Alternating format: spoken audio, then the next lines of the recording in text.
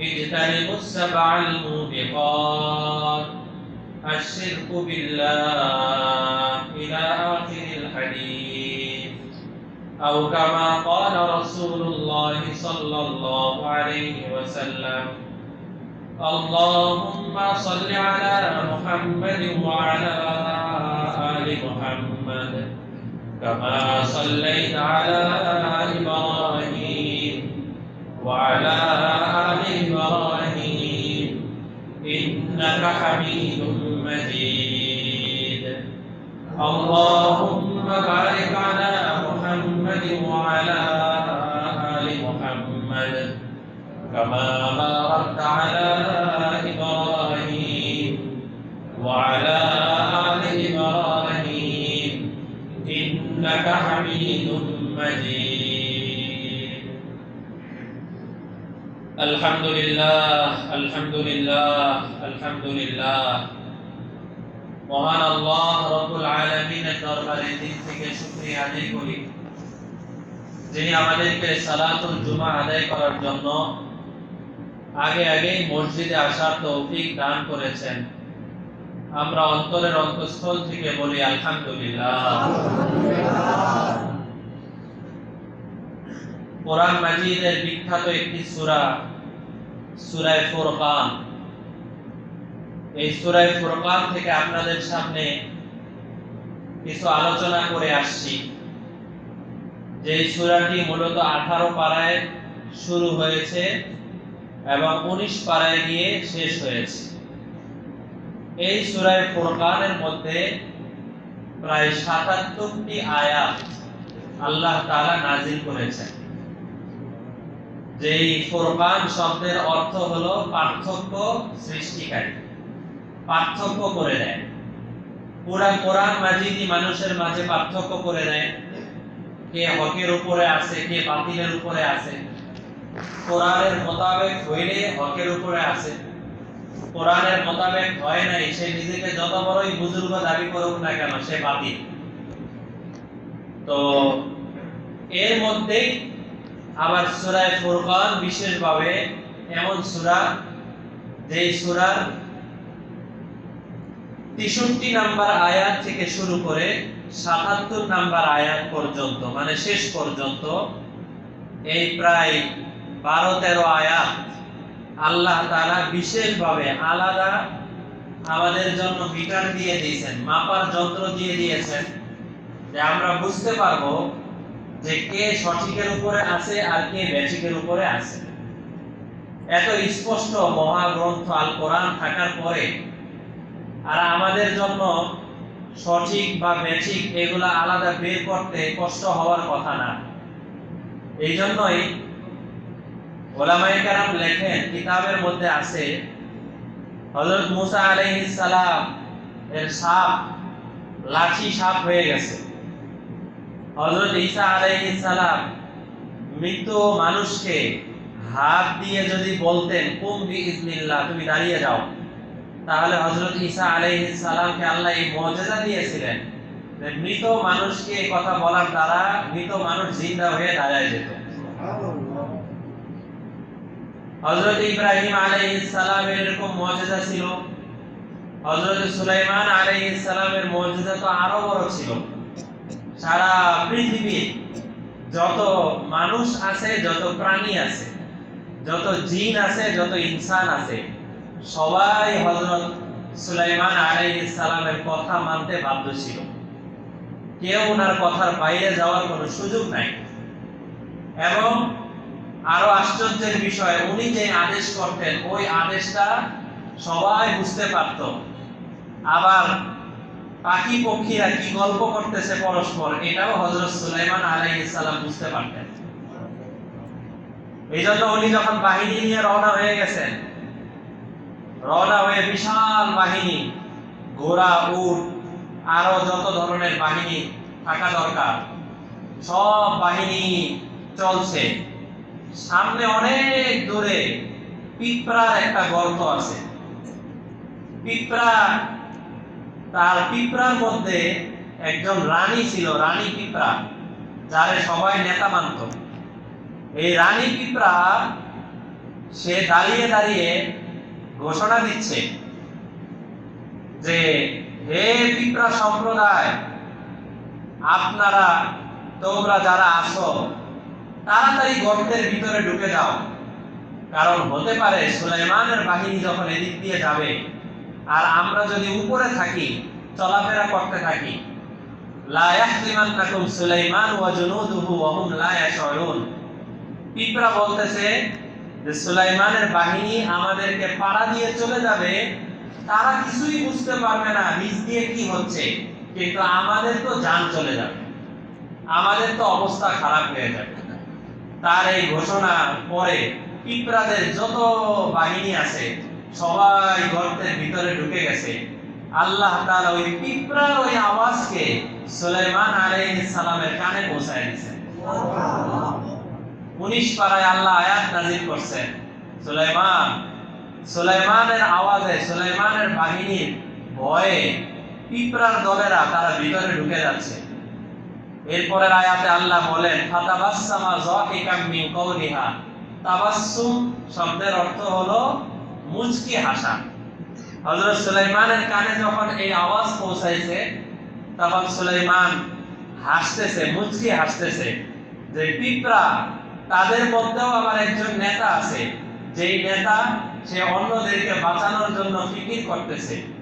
আচ্ছা, পিঁপড়ার এই কথাটা কোরআনের মধ্যে আয়াত বানিয়ে নাজিল করার কি প্রয়োজনটা? আল্লাহ তাআলা বুঝাচ্ছেন, একটা পিঁপড়া তার অধীনস্থ যারা আছে তাদের জীবনের ব্যাপারে আলাদাভাবে চিন্তা করেছে যে তারা যেন মারা না যায়, তারা যেন ভালো থাকে। আল্লাহ তাআলার কাছে এটা এত পছন্দ হয়েছে, মানুষকে আল্লাহ তাআলা শিখাচ্ছেন যে তোমরাও তোমাদের অধীনস্থে অন্য যত মানুষ আছে তাদের জান মাল যেন হেফাজতে থাকে, এই জন্য তোমরাও ফিকির করা দরকার। এই পিঁপড়া দিয়ে আমাদেরকে বুঝাইছেন, শিখানো উদ্দেশ্য। তো যাই হোক, বলছিলাম হযরত ঈসার এত বড় মুজিজা, মৃত মানুষকে জীবিত করে ফেলেন।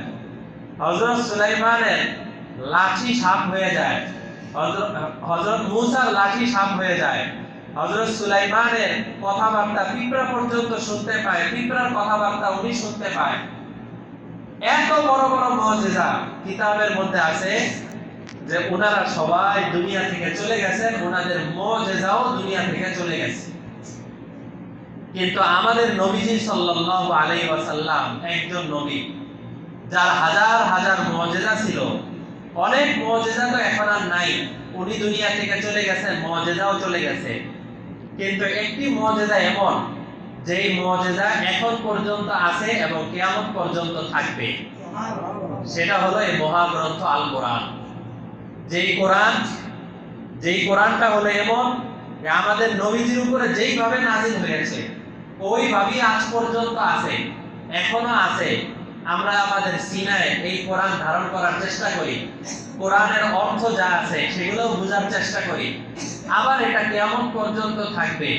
বহু ইহুদি নাসারারা মুসলমানদেরকে মারতেছে, বহু চক্রান্ত ষড়যন্ত্র চলতেছে, কিন্তু কোরআনের একটা জবরকে জের বানানোর ক্ষমতা আজ পর্যন্ত কারো হয় নাই। তাহলে কোরআনকে আল্লাহ তাআলা কিভাবে হেফাজত করছেন? তো এত সুন্দর কিতাব আমাদের সামনে থাকার পরে আমাদের তো আর এটা কথা বলার প্রয়োজন নাই যে আমরা বুঝি না, আমরা জানি না। আল্লাহ তাআলা যুগে যুগে এই কোরআন ওয়ালাদেরকে পাঠাচ্ছেন, এই কোরআন যারা বুঝে এরকম মানুষদেরকে পাঠাচ্ছেন। আবার ধারাবাহিকভাবে আল্লাহ তাআলা কোরআনকেও হেফাজত করতেছেন, মানুষও পাঠাচ্ছেন, কোরআনকেও হেফাজত করতেছেন। 11 পারায় আল্লাহ বলেই দিলেন, তোমরা আল্লাহকে ভয় করো এবং যারা নেককার মানুষ, বিশেষ করে যারা এই কোরআনওয়ালা, তাদের সাথে বেশি উঠা বসা করার চেষ্টা করো। এই কথা বলার দরকার কি? কারণ হলো কোরআনও আমাদের সাথে রাখতে হবে, কোরআনের তেলাওয়াতও জারি রাখতে হবে, আবার সাথে সাথে কোরআন ওয়ালাদের সাথেও সম্পর্ক রাখতে হবে। তো সূরা ফুরকানের মধ্যে যে আলোচনাটা চলছিল, এই আলোচনার শুরুতেই আল্লাহ তাআলা এই কথাই বলেছেন যে ওয়া ইবাদুর রহমান, এই যে 63 নাম্বার আয়াত।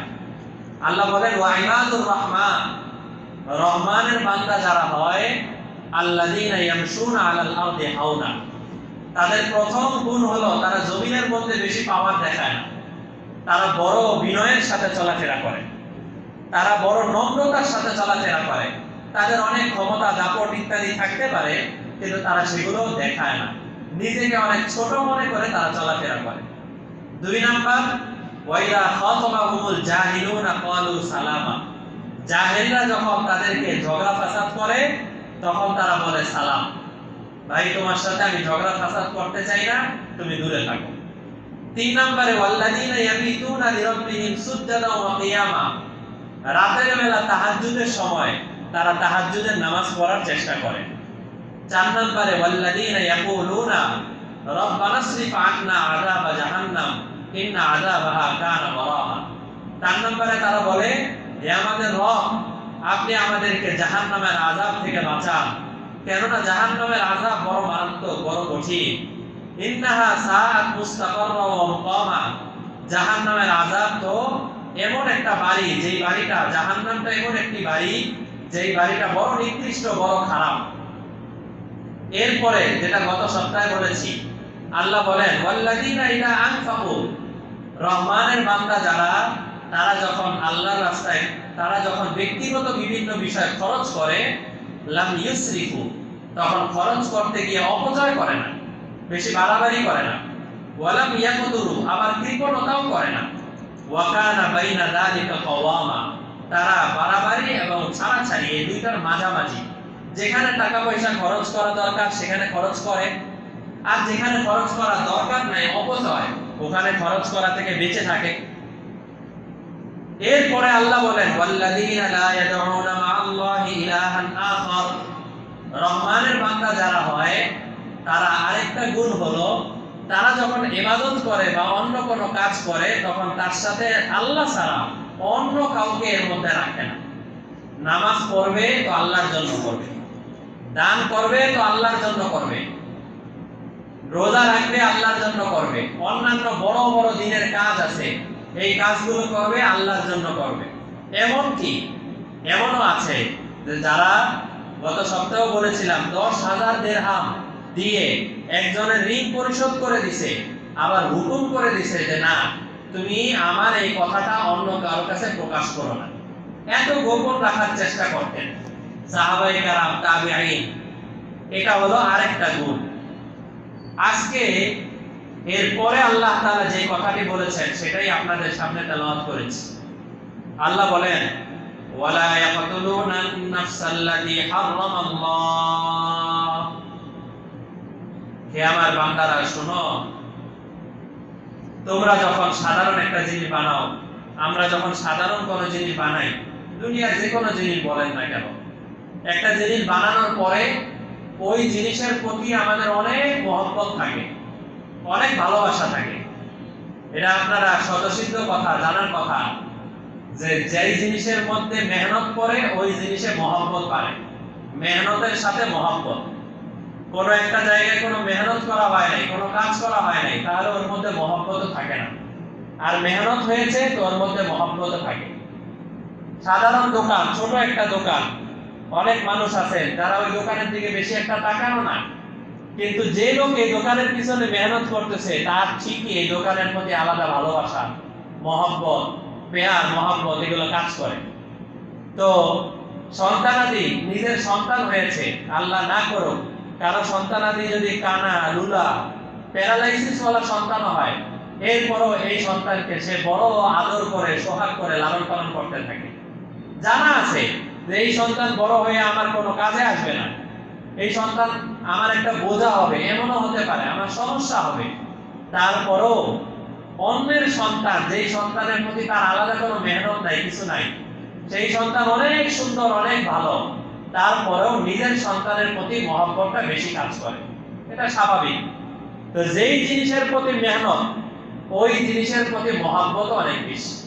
আল্লাহ তাআলা বলেন, এই দুনিয়াটাকে আমি বানাইছি, এই পুরা দুনিয়া, আসমান, জমিন, সমুদ্র, পাহাড়, এই সব কিছু আমি বানাইছি। রাসূল বলেন কি, লাজাওয়ালুদ দুনিয়া আকরামু ইনদাল্লাহ মিন কতলি রাজুলিন মুমিনিন। পুরা দুনিয়া যদি ধ্বংস হয়ে যায় কোনো একদিন, কিয়ামতের সময় তো ধ্বংস হবেই, পুরা দুনিয়া যদি ধ্বংস হয়ে যায়, আল্লাহ তাআলা ধ্বংস করে দেন, আসমান ধ্বংস হয়ে গেল, এত বিশাল আসমান, জমিন ধ্বংস হয়ে গেল, পাহাড় পর্বত সুন্দর, এত দৃশ্য সব ধ্বংস হয়ে গেল। রাসূল বলেন, একজন মুমিন বান্দাকে হত্যা করলে আল্লাহ তাআলা যেই পরিমাণ কষ্ট পান, পুরা দুনিয়া ধ্বংস হয়ে গেলেও আল্লাহ তাআলা ওই পরিমাণ কষ্ট পান না। একজন মুমিন বান্দাকে হত্যা করা হলে আল্লাহ তাআলা যে পরিমাণ কষ্ট পান, লা জাওয়ালুদ দুনিয়া, পুরা দুনিয়া যদি জায়েল হয়ে যায়, নষ্ট হয়ে যায়, আল্লাহর কাছে খারাপ লাগে না, কিন্তু একজন মুমিন বান্দাকে হত্যা করলে আল্লাহ তাআলার কাছে এর চেয়ে বেশি কষ্ট লাগে। কারণ একজন মুমিন বান্দা আল্লাহ তাআলার অনেক প্রিয়, অনেক প্রিয় এক বান্দা। যদিও একটা মানুষ নামাজ পড়ে না, একটা মানুষ রোজা রাখে না, একটা মানুষ দিনের কোনো কাজ করে না, লেকিন সে বিশ্বাস করে লা ইলাহা ইল্লাল্লাহ মুহাম্মাদুর রাসূলুল্লাহ সাল্লাল্লাহু আলাইহি ওয়াসাল্লাম, কেউ যদি এই কালেমার কথা বিশ্বাস করে, হিন্দু, খ্রিস্টান, বৌদ্ধ, অন্য যত ধর্মের মানুষ আছে, এই সমস্ত ধর্মের চাইতে একজন আদনা মুমিনের দাম আল্লাহ তাআলার কাছে অনেক বেশি। যদিও এই লোকটা কোনো নামাজের সাথে নাই, এই লোকটা কোনো রোজার সাথে নাই, কিছুর সাথে নাই, তারপরেও নয়তো আল্লাহ তাআলার কি প্রয়োজন যেই লোকটা কোনোদিন নামাজ পড়ছে না, যেই মানুষটা কোনোদিন দান খয়রাত করছে না, কিচ্ছু করছে না, আল্লাহ তাআলার কি প্রয়োজন যে রাসূল ঘোষণা দিলেন যে একটা কালেমা নিয়ে যদি কেউ যেতে পারে, নামাজের বিনিময়ে তার আযাব হবে, রোজার বিনিময়ে আযাব হবে, অন্যান্য দান খয়রাতের কারণে তার না করার কারণে, যাকাত না দেওয়ার কারণে আযাব হবে, আর যত ধরনের কাজ কারবার আছে, নাজায়েজ কাজ কারবার আছে, সমস্ত কাজ কারবারের কারণে আযাব হবে। আযাব হতে হতে হতে হতে হতে হতে এক পর্যায়ে আল্লাহ তাআলা এই লোকটাকে উঠিয়ে জাহান্নাম থেকে উঠিয়ে জাহান্নামের ভিতরে একটা ঢাকনা দিয়ে দিবেন, বলবেন যে আর কেউ জাহান্নাম থেকে বের হওয়ার কোনো ক্ষমতা নাই।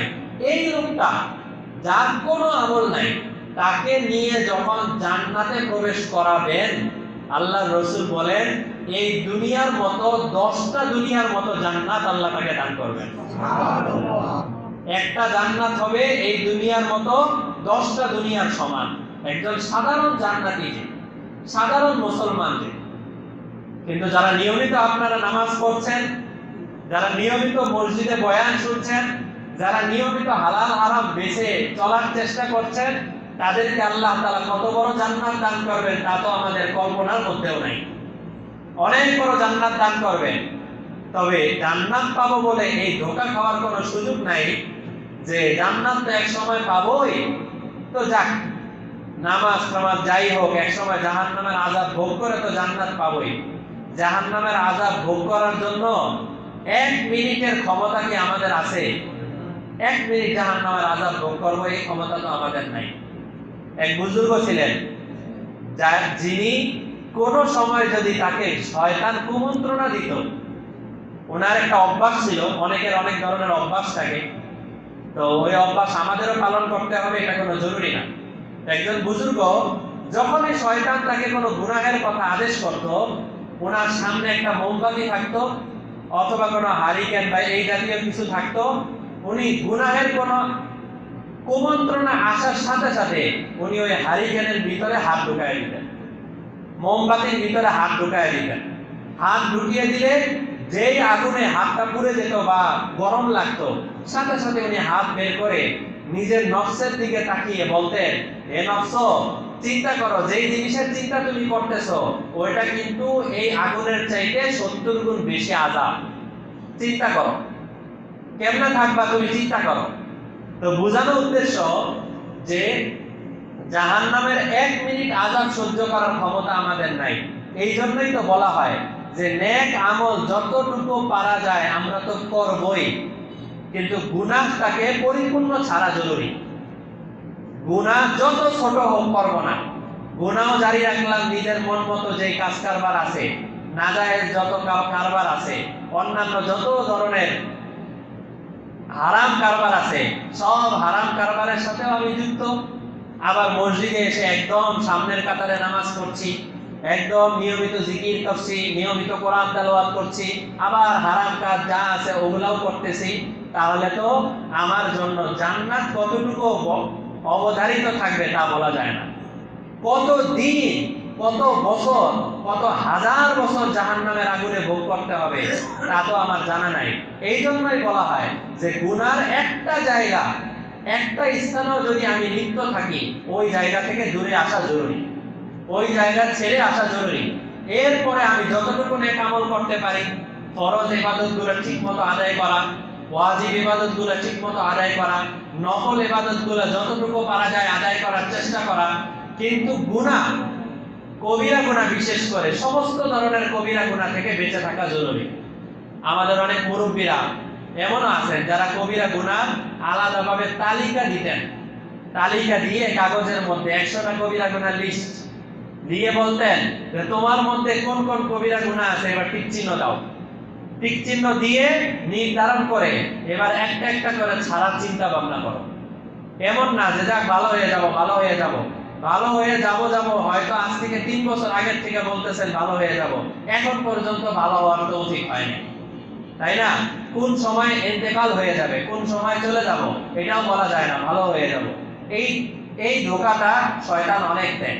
তো এই আয়াতের মধ্যে আল্লাহ বলেন যে আমার একজন মুমিন বান্দা, যাকে আমি আমার মতো করে ভালোবেসে মহব্বত করে তাকে বানাইছি, এরকম একজন কালেমা পড়নেওয়ালা মুমিন বান্দাকে কেউ যদি কষ্ট দেয়, কেউ যদি তাকে হত্যা করে দেয়, তাহলে আল্লাহ তাআলা এই আয়াতে বলেন যে ইবাদুর রহমান যারা, যারা রহমানের বান্দা, তারা লা ইয়াকতুলুনান নাফসাল্লাতী হারামাল্লাহ, আল্লাহ তাআলা যে সমস্ত মানুষদেরকে হত্যা করা হারাম করে দিয়েছেন তারা কোনোদিন ওই হত্যার পথে যায় না, তারা কোনোদিন ওইভাবে কাউকে খুন করার পথে যায় না।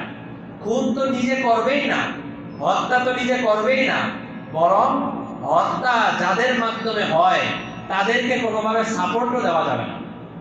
নিশ্চিতভাবে যদি জানা থাকে কারো ব্যাপারে যে এই দল বা এই জামাত তারা হত্যা করছে, তারা খুন করছে, তাহলে ওই জামাতকে সাপোর্ট করাটাও হারাম, কারণ সাপোর্ট করার দ্বারা হত্যাকেই সাপোর্ট করা হচ্ছে। আপনি যে নাজায়েজ কাজের দিকে, আবু দাউদ শরীফের মধ্যে আছে, পৃথিবীর অপর প্রান্তে কোথাও একটা গুনাহের কাজ হচ্ছে, আরেক প্রান্ত থেকে কোনো মানুষ যদি ওই গুনাহের কাজে সাপোর্ট করে, রাসূল বলেন কানা কামিসলিহা, কেমন যেন সে ওই লোকদের সাথে গুনাহে লিপ্ত আছে, অথচ সে অনেক দূরে, তার সাথে তার কোনো যোগাযোগ নাই, কিন্তু সে মনে মনে সাপোর্ট করে যে হ্যাঁ এটা ঠিক আছে, এই কাজটা ঠিক আছে, তাহলে সে তাদের সাথে গুনাহের ভাগীদার। তো এই জন্য আল্লাহ তাআলা এই আয়াতের মধ্যে বলেন কোন মানুষকে অযথাভাবে হত্যা করা যাবে না। এরপরে আল্লাহ বলেন ইল্লা বিল হক, তবে ন্যায় সঙ্গতভাবে যদি হত্যা করা হয়, ন্যায়ের কোনো কারণে যদি হত্যা করা হয়, তাহলে সেই হত্যা করা যেতে পারে। ন্যায় কাকে বলে আর অন্যায় কাকে বলে এটাও নির্ধারণ করতে হবে কোরআন থেকে, এটাও নির্ধারণ করতে হবে কোরআন থেকে। রাসূল বলেন ন্যায়ের কারণে হত্যা করা কাকে বলে? 1 নাম্বার রাসূল বলেন কোন মানুষ যদি স্পষ্ট মুসলমান থাকার পরে সে মুরতাদ হয়ে যায়, সে বলা শুরু করে দেয় যে না আমি আল্লাহকে মানি না, আমি নাস্তিক হয়ে গেলাম, আমি মুহাম্মদকে মানি না, এই জাতীয় মুসলমান ছিল, এরপরে সে মুরতাদ হয়ে গেছে, তাহলে তাকে আলাদাভাবে 3 দিনের জন্য বন্দী করা হবে। বন্দী করার পরে সে যদি এরপরও আবার মুসলমান না হয়, তাহলে আল্লাহর সাথে এত বড় বেঈমানি করার কারণে এই লোককে হত্যা করে দেওয়া জায়েজ। ইসলামী খেলাফত থাকলে, ইসলামী হুকুমত, ইসলামী রাষ্ট্র থাকলে রাষ্ট্রের অধীনে হত্যা করা হবে। আমাদের মধ্যে কেউ যদি এরকম হয়ে যায় আমরা ধরে ধরে হত্যা করে দিব, এই সুযোগ নাই, রাষ্ট্রের অধীনে হত্যা।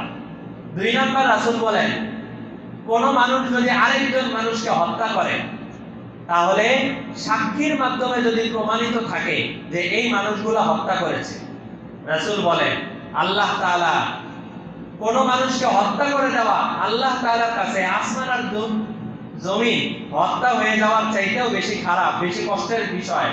কিন্তু যেই মানুষটা আরেক মানুষকে হত্যা করে, আল্লাহ তাআলা নিজেই আদেশ করছেন এই মানুষটাকেও তার বিনিময়ে হত্যা করে দাও, এই মানুষটাকে হত্যা করে দিতে হবে। আমরা কি করি আমাদের দেশে, যেই মানুষটা স্পষ্ট দিন দুপুরে সবার সামনে হত্যা করছে, সবার সামনে গুলি করছে, সবার সামনে পাথর চাপা দিছে, সবার সামনে এই চাপাতি বা অন্যান্য জিনিস দ্বারা কোবাইছে। এরপরে কি করে, অনেকক্ষণ পরে পুলিশ আসে। পুলিশ আসার পরে কিছুক্ষণ তদন্ত চালায়, তার মধ্যে একজন দুইজন যাদেরকে পারে তাদেরকে ধরে নিয়ে যায়। ধরে নিয়ে যাওয়ার পরে এবার মামলা মোকদ্দমা চলছে চলছে 5 বছর 10 বছর 15 বছর পরে এরপরে তার ফাঁসির রায় হয়, ফাঁসির কাস্টে ঝুলানো হয়। 15 বছর 10 বছর পরে যদি একজনকে ফাঁসি দেওয়া হয়, তাহলে এই ফাঁসির আর কোনো আবেদন বাকি থাকে? এটা হলো যদি ফাঁসি হয়। বাকি বেশিরভাগই তো ফাঁসি হয় না, বেশিরভাগই তো শাস্তি হয় না। ক্ষমতার পালাবদল হয় অথবা টাকার আদান প্রদান হয়, সব ফাঁসিবাদ হয়ে যায়। অথচ ইসলামের বিধান সাক্ষীর মাধ্যমে প্রমাণিত, বহু মানুষের মাধ্যমে প্রমাণিত এরা হত্যার মধ্যে জড়িত, স্পষ্টভাবে এরা হত্যা করেছে, তাহলে আর দেরি করার অবকাশ নাই। সকল মানুষের সামনে কেসাস নিয়ে তাকে হত্যা করে দিতে হবে। এই জন্যই গত সপ্তাহে তাফসীরের মধ্যে আমাদের গিয়েছে, তখন বলেছিলাম যে এতগুলো হত্যাকাণ্ড আমাদের দেশে হচ্ছে, সবগুলো নিয়ে নিয়ে জেলে ভরা হচ্ছে অথবা ভরা হচ্ছে না, যাই কিছু করা হচ্ছে। একটা হত্যাকাণ্ডের বিচার যদি কোরআনের আইন অনুযায়ী করা হয়, তাহলে এরপরে যতগুলো হত্যাকাণ্ড হয়েছে আর একটা হত্যাকাণ্ড হইতো না। কিন্তু কোনোটাই কোরআনের আইন অনুযায়ী হবে না। মানব রচিত যে বিধান, সেই বিধান অনুযায়ী বিচার হচ্ছে, আর সেই বিচারের কোনো আবেদন বাকি থাকে না। উল্টা আরো যাদেরকে জেলে ভরা হয়, তারা জেলে ঢুকে সাধারণ নেতা হয়ে, সাধারণ নেতা অবস্থায় জেলে ঢুকে, আর জেল থেকে যখন বের হয় তখন বড় নেতা হয়ে যায়। তখন আরো বলতে থাকে আমি জেল খেটে আসছি, তাই না? এরকম হয় কি না? হইতে থাকে। কিন্তু এই কাজ করা যাবে না। ইবাদুর রহমানের এই গুণ যে তারা কোনো মানুষকে হত্যা তো দূরের কথা, হত্যার সাথে কোনোভাবে সংশ্লিষ্ট আছে এমন কোনো মানুষের সাথে তারা মিশবে না। এরপরে আল্লাহ বলেন ওয়ালা ইয়াজনুন। এটা একটা নিম্নমানের কথা, নিম্নমানের বিষয়, যে ইবাদুর রহমান যারা হয় তারা নিজের চরিত্র অনেক হেফাজত করার চেষ্টা করে। কোনোভাবেই তাদের চরিত্র অপাত্রে ব্যবহার হবে। এখানে আল্লাহ পরিষ্কার বলে দিলেন ওয়ালা ইয়াজনুন। ইয়াজনুন শব্দের অর্থ হলো তারা কোনো জিনা ব্যভিচারের সাথে লিপ্ত হয় না। রাসূল বলেন কোন বান্দা যদি এক অবস্থায় জিনা করে, এক অবস্থায় ব্যভিচার করে, এটার একটা অপরাধ। আর কারো ঘরে বিবি আছে, বিবাহিত মানুষ, সে যদি এই জাতীয় কোনো কাজের সাথে লিপ্ত হয়, রাসূল বলেন একটা হলো তার এই পাপের অপরাধ, আবার এরপরে আরেকজনের হক তথা নিজের বিবির হক নষ্ট করার কারণে আরো বেশি অপরাধ। আর একদিনও আপনাদেরকে হাদিস শুনিয়েছিলাম যে মেরাজের রাতে রাসূল যখন গিয়েছেন, যাওয়ার পরে দেখলেন তান্নুরের মধ্যে, তান্নুর তথা যে আমাদের যে তন্দুর রুটি যেটার মধ্যে বানানো হয়, উপর দিয়ে হালকা ফাঁকা, ভিতর দিয়ে বড় চুলা, এরকম বড় চুলার মধ্যে কিছু মানুষকে আগুন ভর্তি, গর্ত ভর্তি আগুন, সেই জায়গার মধ্যে আযাব দেওয়া হচ্ছে।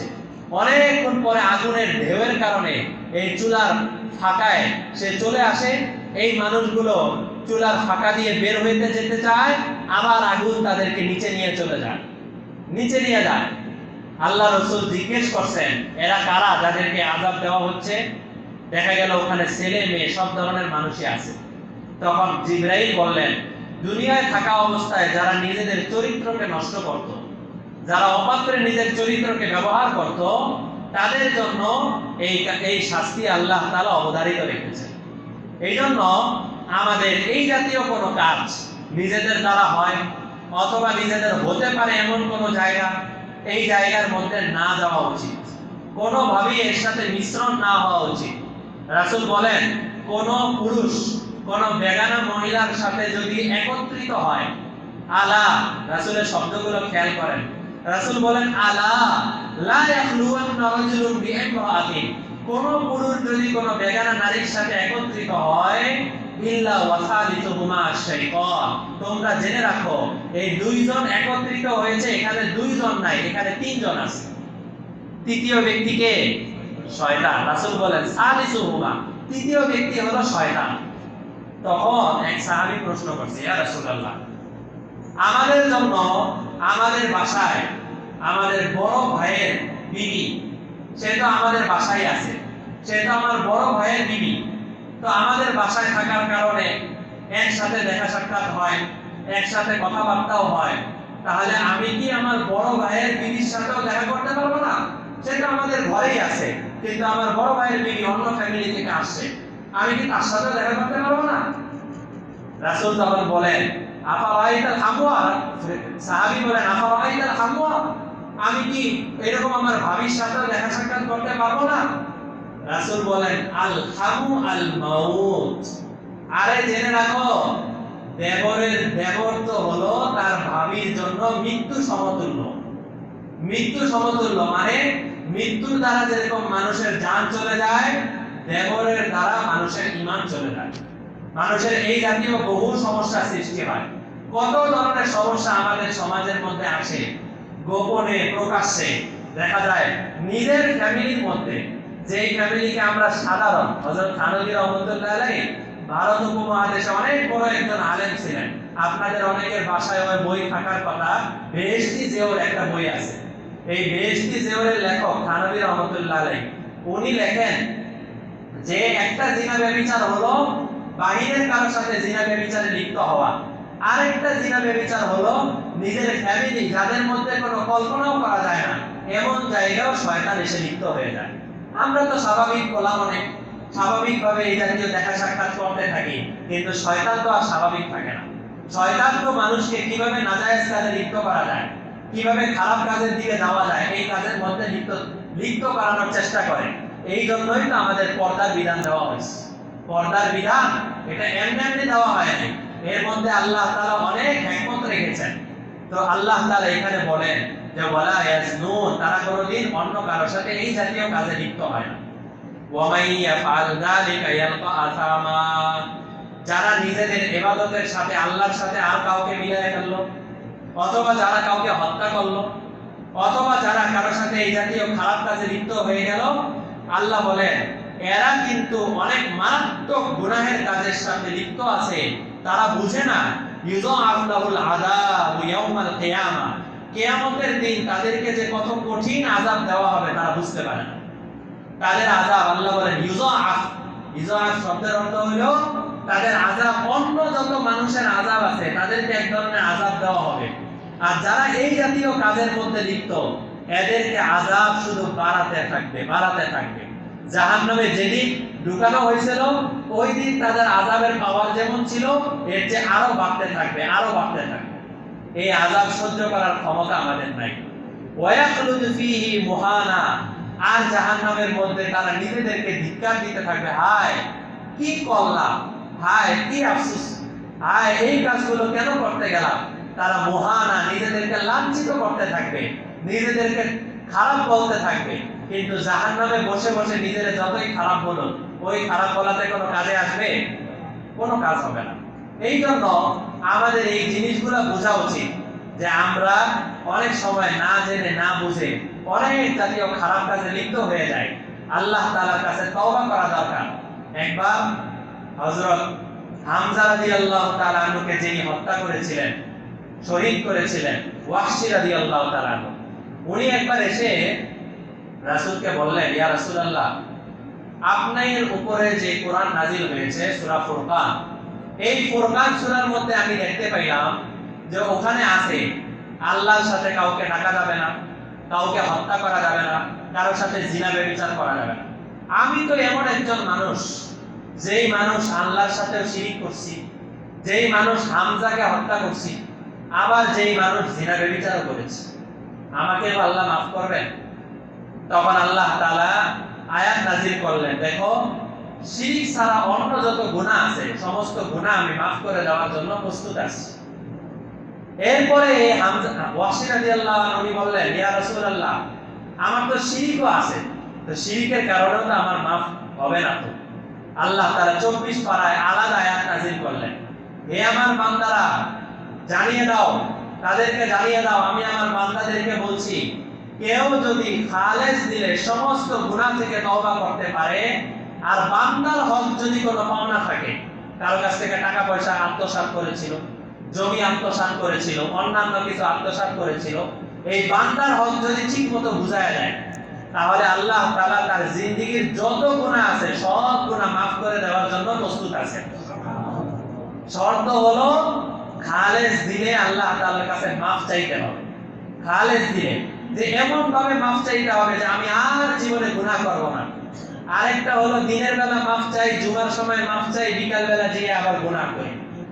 এই মাফ, এইটা কোনো তওবা না। তওবা হলো ওই তওবা আল ইয়াকতাহু আনিল মাসিয়া, গুনাহ থেকে একদম নিজেকে কেটে ফেলা, যে না আমি আর জীবনে